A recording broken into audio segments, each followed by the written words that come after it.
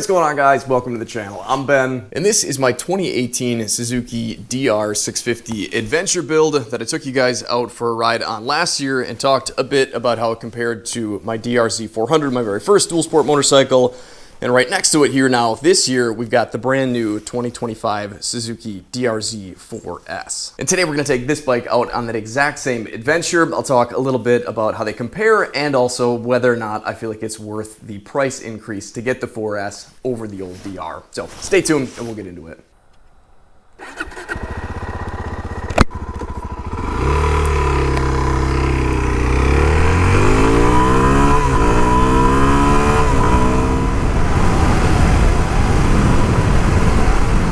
So it seems sort of inevitable that anytime I compare any two motorcycles, somebody always has to bring up the whole apples to oranges comparison. It's not that I don't understand that a lot of times I'm comparing bikes that are, well, relatively different. I completely understand it. That's actually specifically why I do these comparison videos, because believe it or not, people that have never ridden either motorcycle or maybe only ridden one motorcycle don't necessarily possess the information necessary to understand what the other bike would feel like in comparison. And my job is not running into these Bambis. Get in the woods and stay there. Whoop, come on, there's a good gear, there's a good one.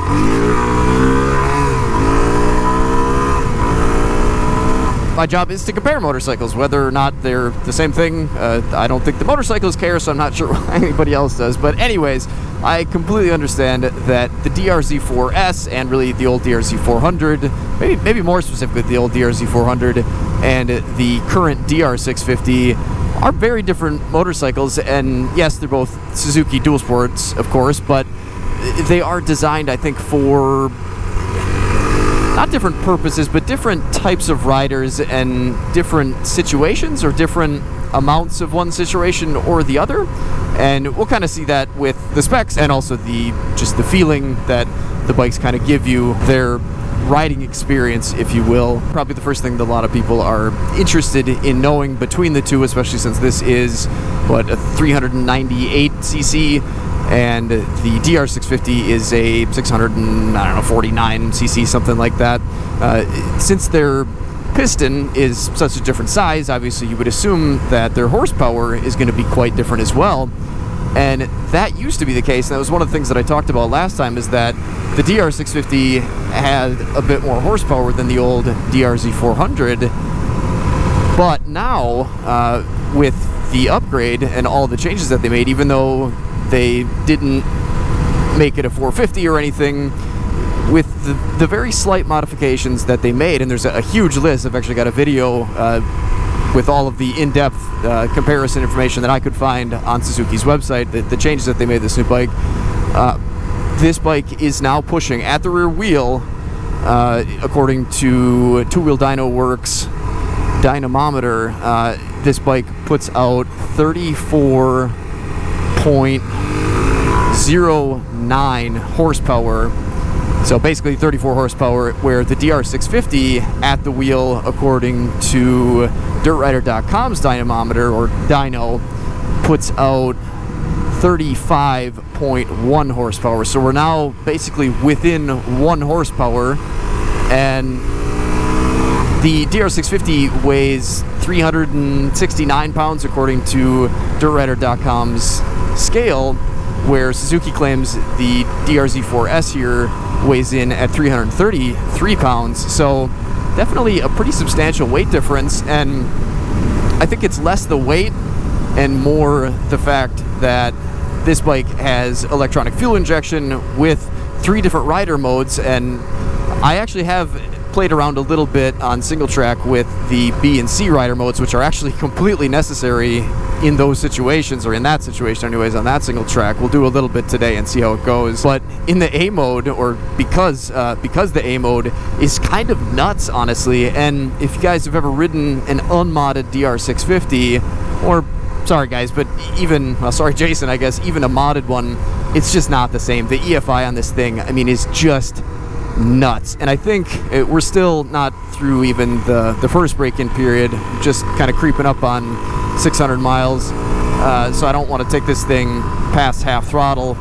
But it's honestly the most fun just between nothing and just an A throttle. I mean, there is just so much power there. Like I said, off-road on single track, the single track that I was on with it anyway, it was too much. I mean, it was just way too much when you twist the throttle. And that maybe isn't good for single track, but it's awesome out on the road. It's so much fun in the corners. I think it might kind of fall flat on its face after a half throttle. I'm not 100% sure. And like I said, we're creeping up on that 600-mile mark. So once we get there, then I can take it to 3/4. The brakes on this thing are just absolutely amazing. And we've got ABS. I mean, the DR650, it just dives so much in the front. And I mean, the brakes are just outdated, and I mean, just not nearly as big as far as the rotors go. I mean, this is just, I think, a much safer bike in general. It's of course much safer with the ABS, which did kick on there when I hit the brakes. The DR650, I think, certainly is still a great motorcycle, and I'm sure a lot of you are probably upset that I'm saying that this is such a better bike. That's not really what I'm saying. I'm trying to explain to you guys what this bike is all about in comparison to the DR. And if you still love your DR650, then of course that's the right bike for you. But this bike really does have some pretty nice features. I mean, just the fact that we've got the gear indicator at the upper left, the gas gauge in the middle. I'm doing it from memory so I can look at the road. Upper right is the clock. I mean, there's so much on your traction control, which I never use, or at least I haven't used yet.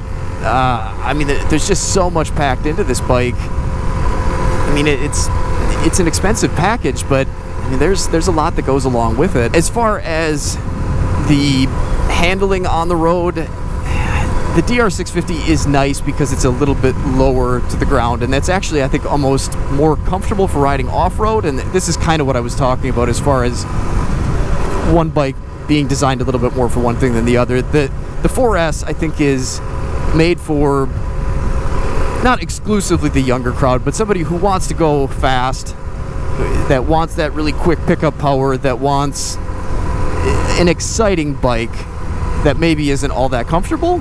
And it's not uncomfortable, but it's not as comfortable as the DR650, especially the way that I've got mine set up with the higher bars. That was actually one of the first things that I noticed about this bike when I got on it, is how low the bars are. But I mean, this bike is just such a blast in the corners, and that's kind of why I wanted the DR650 to begin with after I bought that first DRZ400. Is at 55, 60, the original DRZ just seemed like it didn't really have a whole lot left to give.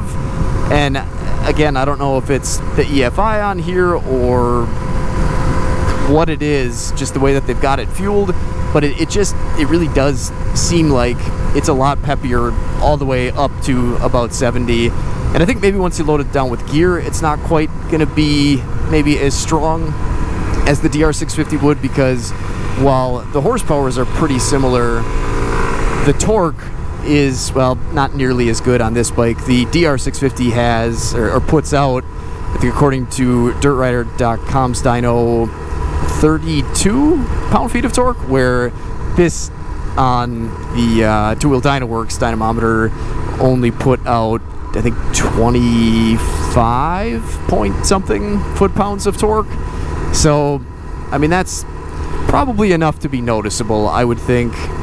But with the fueling and the lighter weight, I certainly haven't noticed it yet.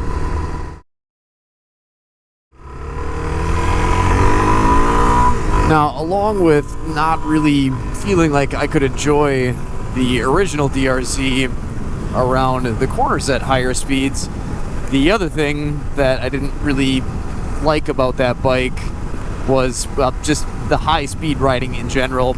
Anything really 55 or over just felt like the bike just wasn't really designed to do that. And the DR650, I had correctly assumed, would be a much better option, and it certainly is. I was super impressed when I first got that bike, and it's almost even more impressive now because I've got a 14-tooth front sprocket on it, which brings the power down.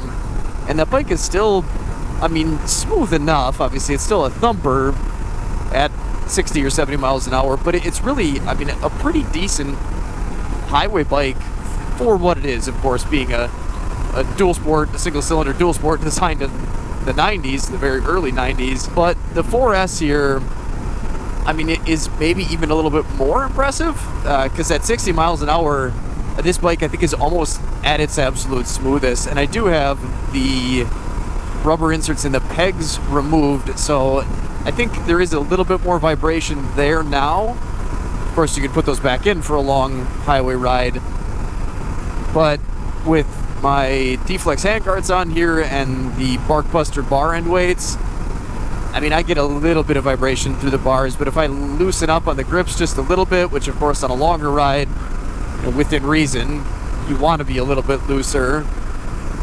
I mean, this is a really pretty incredibly comfortable thumper to ride on the highway. And I mean, of course, it's not going to be a parallel twin. And if you want a more in-depth highway review, I've got one on the channel that I can link in the upper right here. But it's something that I think I could do for a pretty long time, especially if the seat was more comfortable, because the seat is not very comfortable. If you guys are DRZ400 owners, I would love for you to chime in and let me know how your bike feels in comparison at this speed. But if we put it down a gear here, that's about how I remember the old DRZ feeling. But I mean, we've got more than enough power to get up to 70. I mean, sure, it's not a sport bike, but I mean, it still has that kind of snappy feeling power. I don't think this is something that I want to do for an incredibly long period of time, but I mean, this bike can totally do it, and I think it feels, from what I remember 10 years ago, of course, quite a bit better, I think, than the original DRZ. And I don't know if that's because fifth is actually taller, or it's just the slight modifications that they made throughout the engine and transmission. Would I be more comfy on my DR Adventure build with the seat concept seat and the wind protection? Yeah, definitely. I could hunker behind that, feel a lot more comfortable with my higher bars, but I'm still doing it, and I mean, it feels really pretty solid and stable and maneuverable and easy to ride at this speed. It being a dual sport, I mean, it's certainly not going to be rock solid. If you get, you know, a little bit of inconsistency, you have to make quick movement with the bars. I mean, it can get a little bit squirrely, but it's a pretty darn good bike for doing 70 miles an hour on, considering again what it is.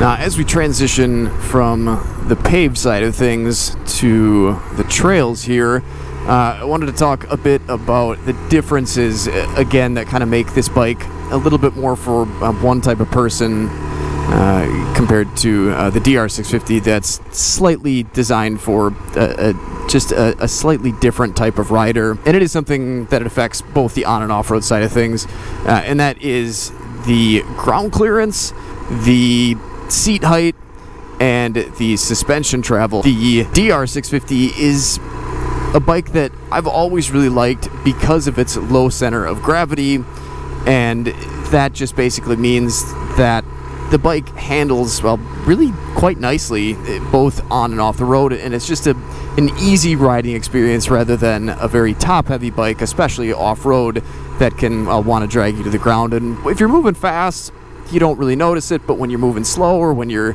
really throwing the bike around in the corners, it can definitely make a big difference. The 4S here has a seat height of 36.4 inches, I believe, and the DR650 has a seat height of 34.8. Ground clearance on this bike is 11.8 inches, so almost a whole foot of ground clearance, where the DR650, I think, is 10.4 or something like that. Suspension travel in the front of this is 11...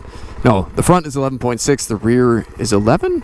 Or maybe that's the other way around. Where the DR650 suspension travel is somewhere around 10 front and back. And why that's important, more so with the ground clearance and the seat height, is that center of gravity. But I mean, this is just such a nimble bike, and while it does feel tall in comparison to the DR650, it just feels better.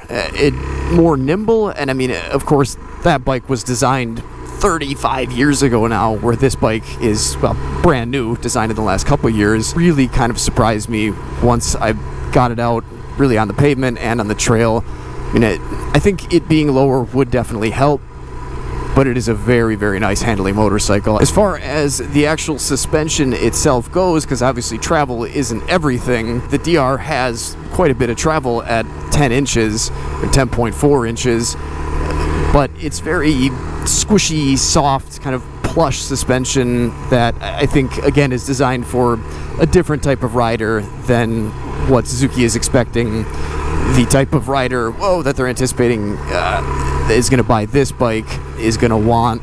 And this bike, I think, has, as far as I know, and from the little bit that I remember, an upgraded suspension over the old DRZ400, but in comparison to the DR650, the suspension on this is so much better. Some of you on DR650s might hear better and think, especially if you've ridden one of these, you might think, no way, I like my nice soft plush suspension on the DR650. And if that's the case, because you're that type of rider that wants that plush suspension and that comfortable ride, and you're not somebody that wants to ride hard or, maybe ever get the wheels off the ground, you're just going to do fire roads and that sort of thing, then the DR650 suspension is, I think you could probably say better. But if you're going to be launching yourself off of jumps, if you're going to be running through really tough stuff where you need those tires attached to the ground, which is, of course, suspension's main job. It is to make you comfortable, but it's also to make sure that the bike stays connected to the ground. And if you're going to try to do that on a DR650,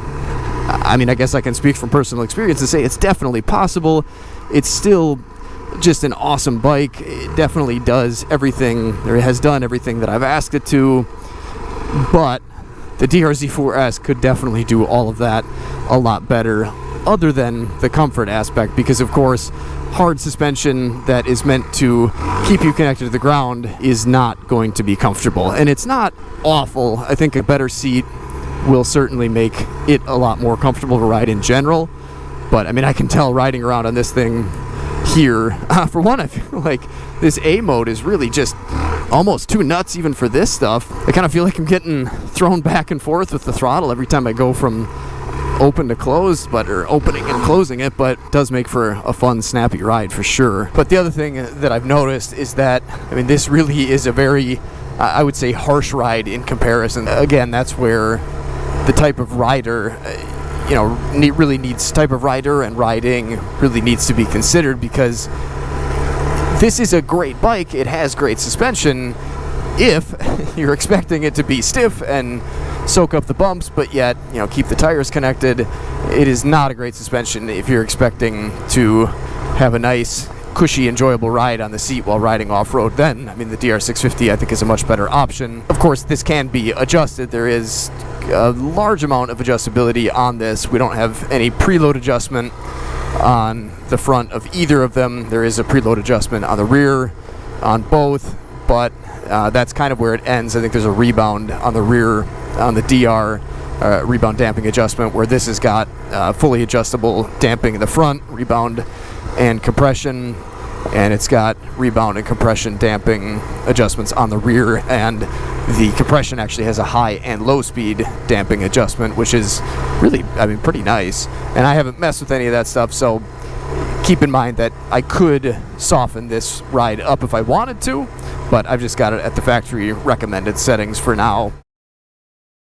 Now, when I was out here on the DR 2 years ago on this exact trail, I was talking a bit about how that bike works as far as being able to slide the rear tire around the corners and to course correct and that sort of thing, which is, of course, an important thing on a dual sport, especially if you're somebody that's a little bit faster of a rider. And the DR, you can definitely get the rear tire to light up, but because of that kind of squishy suspension, it's not really the easiest thing to do, where on this bike with that EFI, which is, again, just much quicker to get the tire moving, this thing it's like a cheat code almost. You just blip the throttle and point the bars where you want it to go, and of course it will throw you to the ground if you do it wrong.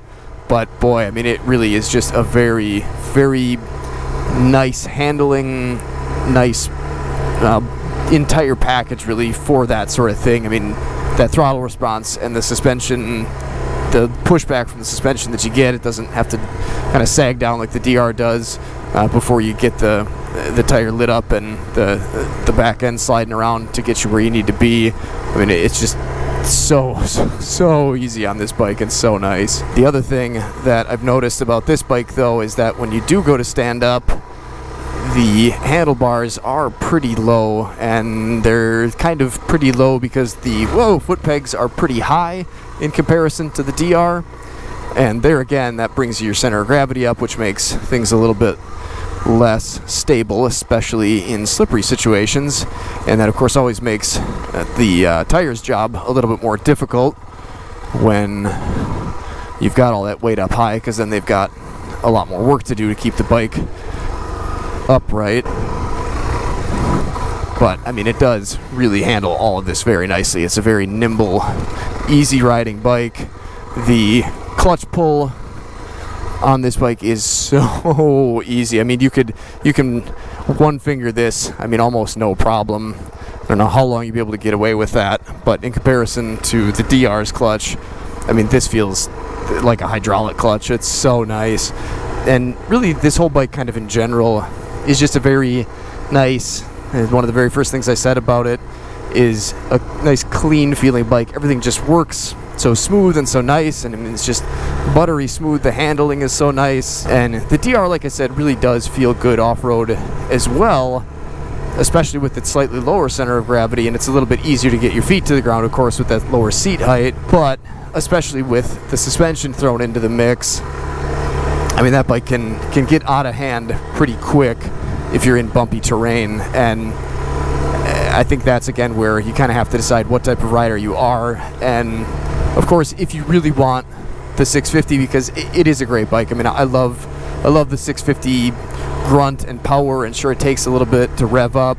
Even if you guys haven't seen the videos, my buddy Jason did a full exhaust system and a bunch of intake and carb mods on his 06.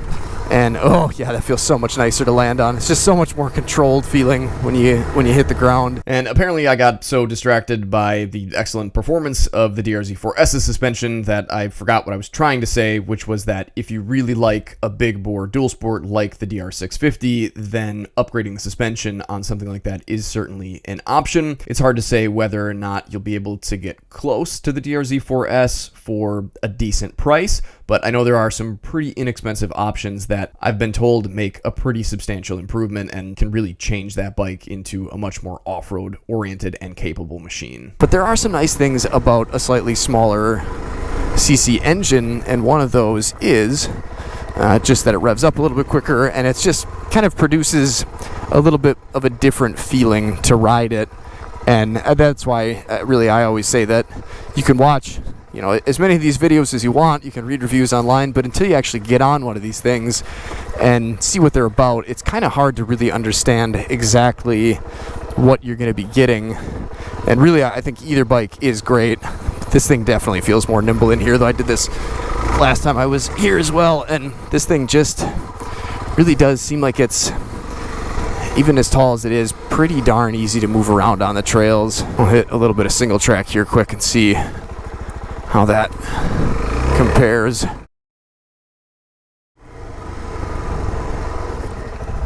Look at that. Beautiful.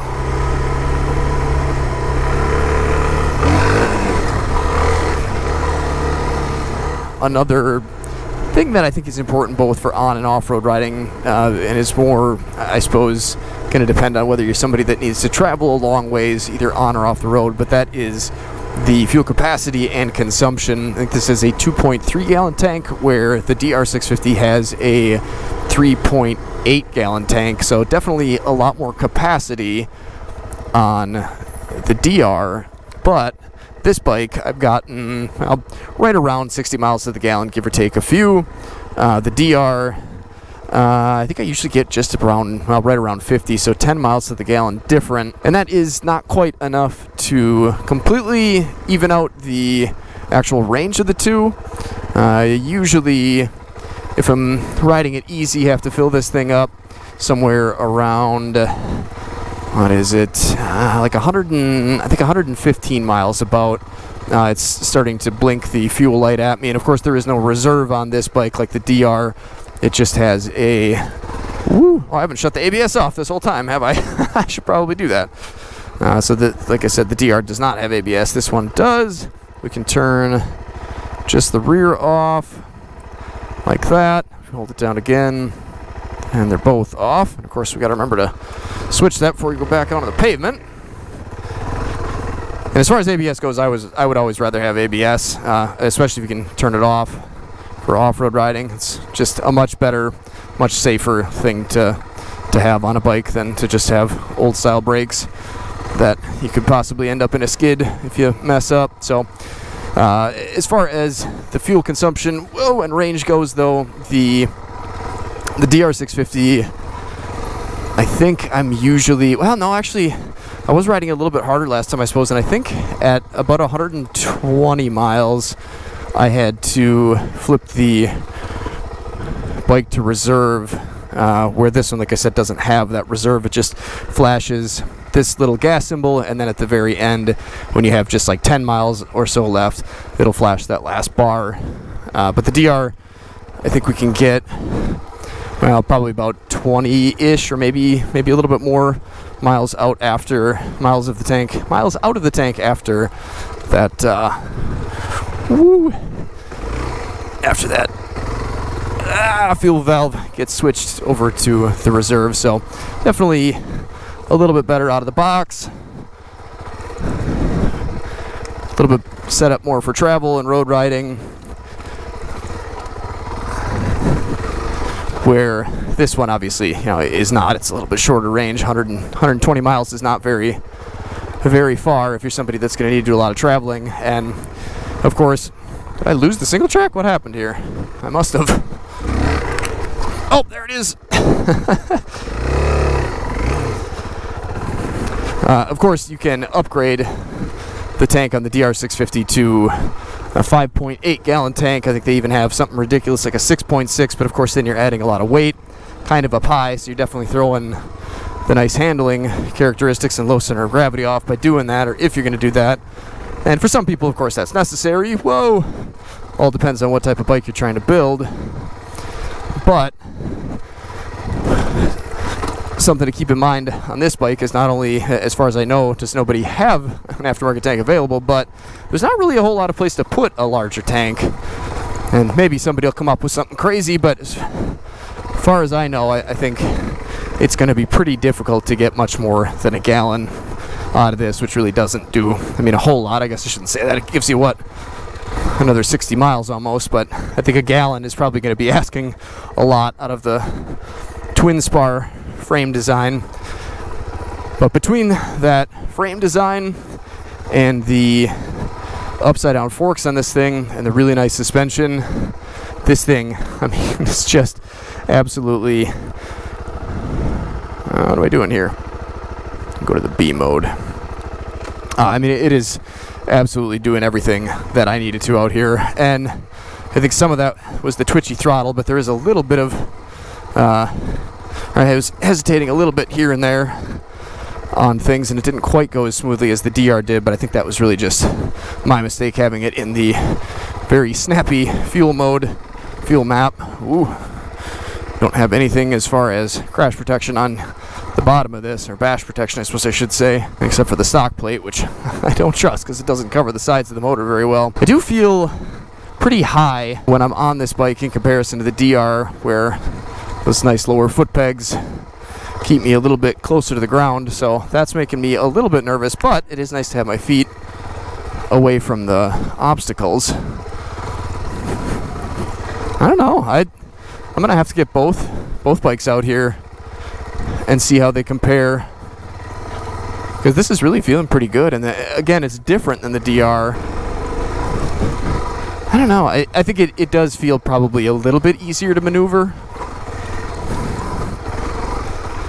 It also still feels like it has way too much snap for this. Yeah. There. Go in C mode for a bit. Oh yeah, that's much nicer. More reasonable response. Ooh. Yeah, I think the sort of, let's just say, kind of faster handling, because the DR's handling, I think, because of the rake, is a little bit slower. But this bike definitely feels, I think, just more nimble, yet not like it's like it's gonna get out of control, or like it's getting out of control at all. I mean, it feels pretty darn comfy. Ooh. Ooh. Through all of that. And the DR, I mean, really does, I would say, surprisingly well. That is a lot of rocks. Up that hill, I almost kind of wish I would have had a little bit more power, actually. Kind of surprised. Haven't really noticed that about the C setting at all, or even the B, that it feels underpowered. But, of course, could have twisted the throttle a bit more, too. Boy, yeah, I think as impressed as I was with the DR650 out here last time, I think this bike is just a lot more impressive for this sort of stuff. Which, I mean, should not at all be a surprise, of course, because this is kind of what this bike is intended to do, right? So maybe just a little bit of a win for the... I should hit that. Just a bit of a win for the DR that, as old as it is, and even though it's not, again, really designed for this type of thing, it still does an excellent job at it. But I think if this is what you're going to do the majority of the time, this is still a better option for it. But that certainly doesn't mean that the DR can't do it, because it totally did it last week. But I am quite a ways ahead today of where I was then, as far as where I'm at in this trail.